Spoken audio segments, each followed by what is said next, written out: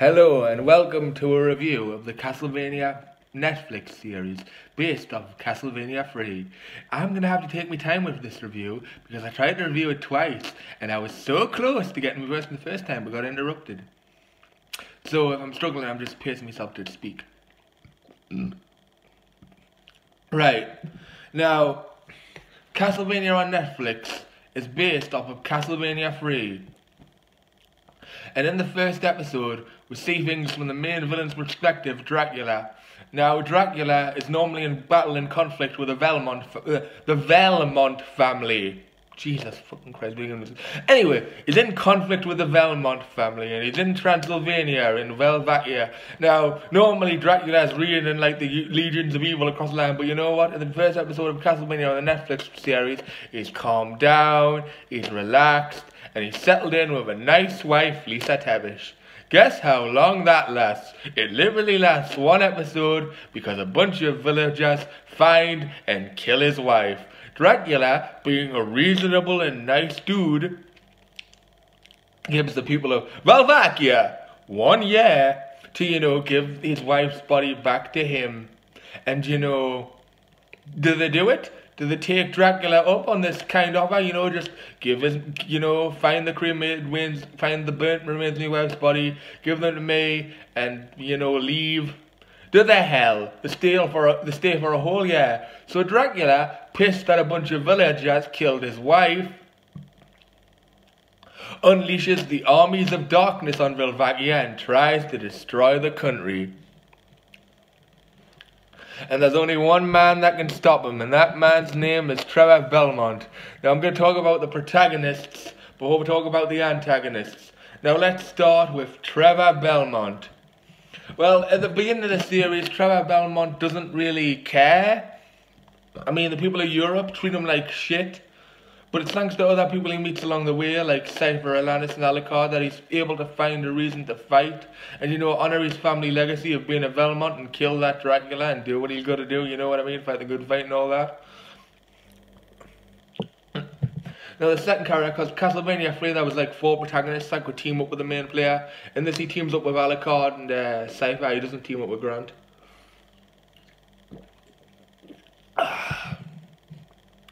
Now, the next protagonist I'm going to talk about is Cypher. Cypher, I felt, was the least developed character in Castlevania on Netflix. I mean, she felt like she was just there to make jokes. But in the end, and the character really doesn't grow much, except she thinks that a whole people's philosophy of just, keeping that knowledge in their head and not writing it down is stupid. Next we have Alucard. Now Alucard is the son of Dracula, and he's there to kill the bastard. And that would probably be his own words, not mine. I don't think Dracula's a bastard. He's there to kill Dracula because that's what his mother would have wanted. His mother wouldn't have wanted Dracula, going down a genocidal path and, murdering millions of people. So Alucard's there, and I think you see a bit of his conflict in the Netflix series, which I like. Now, before I move on to the villains, I need to quickly talk about the chemistry between all 3 characters. When they're talking, as individuals, one-to-one, it's fine. They have meaningful conversations, mostly between Cypher and Alucard, or Cypher and Trevor. But when you put Alucard and Trevor together, I swear to God, it's a dick measuring contest. It's like, Alucard, my dick is bigger than yours. No, Trevor Belmont, my dick is bigger than yours. It's like goddamn children. I'm like, kids, stop it. You're on the same side. You're there to kill Dracula.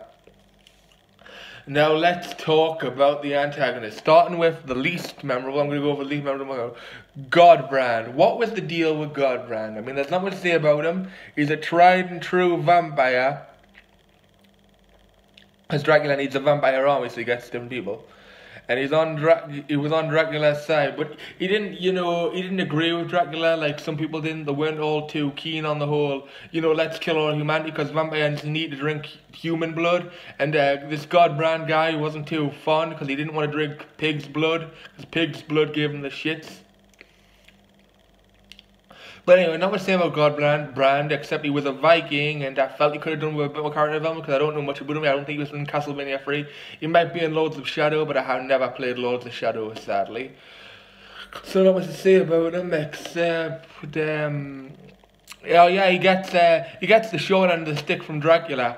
Now, there's a scene where another villain, Carmilla, basically insults Dracula's wife, and she's being a bit racist, and you know what I mean? Dracula pulls her aside to have a word with Carmilla, and you think Dracula's gonna, because he loved Lisa, Dracula's gonna destroy Carmilla, he's gonna unleash holy hell on her.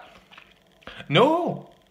He lets her off scot-free. She's able to dissuade Dracula with words. I'm like, that's a really crap scene, because I'm like, Dracula would not take that from anyone talking about Lisa. I just thought it was a really weak scene that didn't really do Dracula any favours, and made Carmilla look like a bit of a bitch, which she is.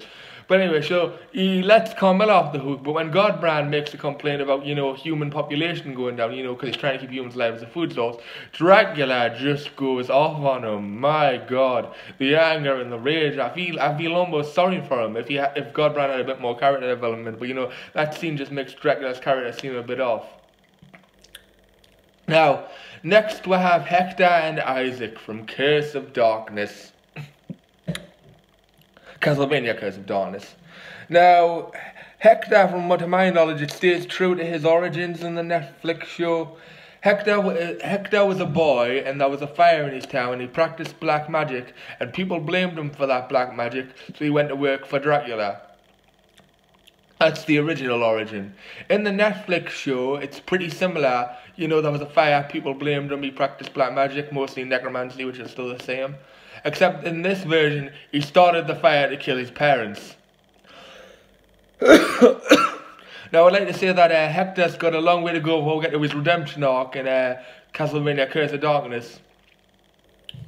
But not much to say about his character, except he thinks everybody's animals, even vampires. He doesn't really associate with people, probably because people shunned him. And he's not too keen on the whole Dracula thing, the Dracula genocide thing, and in Curse of Darkness he's the protagonist, so you can see how that man's still got a character arc to grow at the end of the season. All I'll say about Hector at the end of the season is, my God, that boy gets shit on. And next we have Isaac. Isaac is a black man in the 14th century. Yeah, life was not kind to him. I'm not being racist, but people back in the 14th century were shit. And that's what Isaac had to go through. Shit. Do I have anything else to say about Isaac, other than he's clearly been a victim of racism, abused, tortured, and that he basically thinks that humanity is complete shit, and he's kind of justified, honestly? Well, what I'll say about him really is he has one of the most coolest, most violent kills in the entire series. And I'm like, holy shit, man. Was that Isaac, you do realize this is rated 15, not 18. You just tore a freaking guy's face off, and it was awesome. But, I can kind of understand all the anger and hatred that Isaac must feel. Not just because of prejudice and racism, but because, he's been hunted his entire life. I mean, his dude's not even a vampire. Isaac and Hector aren't that human, and you know what I mean? They've both been shunned and neglected. Well, I'll tell you that Isaac gets it a lot better than Hector in the end.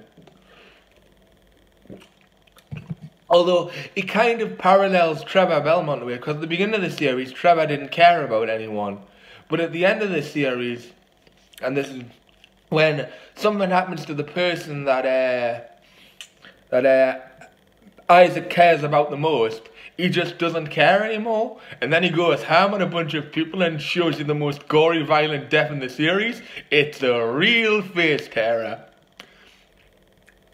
Anyway, next we have Carmilla. Now, in most depictions of Castlevania, Carmilla is depicted as, oh yes, Lord Dracula. You aren't fit to lick Lord Dracula's feet or something like that. But in this version of the Netflix series, she's like, screw that old man Dracula. As soon as his back's turned, I'm gonna kill him. I'm gonna off him. She's a very manipulative witch of a woman, I'll tell you that much.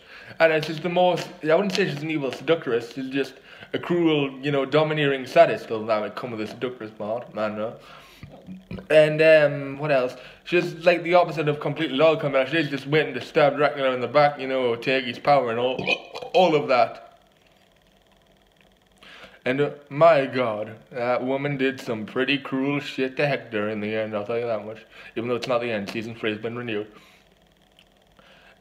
And, I also did mention that Carmilla's also incredibly racist towards humans. Yeah, she is.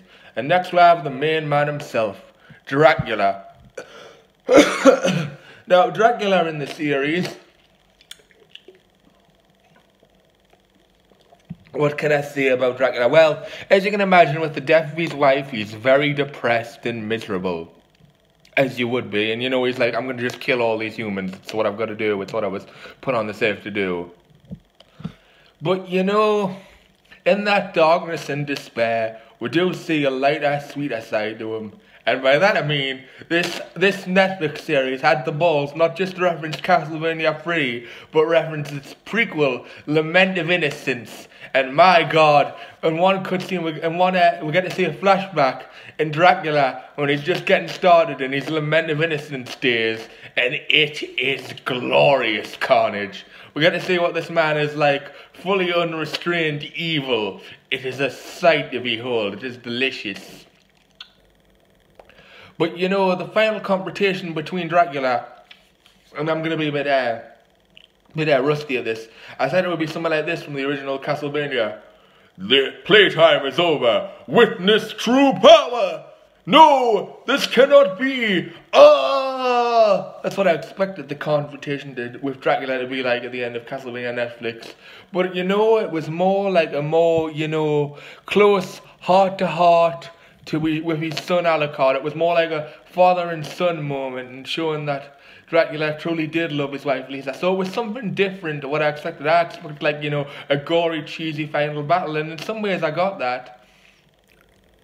But in other ways, it was a different type of thing. It wasn't, you know, killing a monster at the end of the day. It was just a bond between a father, a son, and his loving wife. And I can kind of respect that, and the end's quite sad and somber.